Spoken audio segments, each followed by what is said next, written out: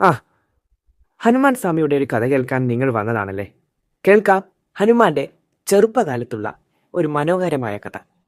കുട്ടിക്കാലത്ത് ഹനുമാൻ വളരെ കളിയാക്കനായിരുന്നു. ഒരു ദിവസം അവൻ കളിക്കുന്നതിനിടയിൽ ഉദിച്ചുയർന്ന സൂര്യനെ ഒരു പഴമാണെന്ന് തെറ്റിദ്ധരിച്ചു. പിന്നെന്താ, ഉടനെ അതിനെ പിടിക്കാനായി ആകാശത്തേക്ക് ചാടി.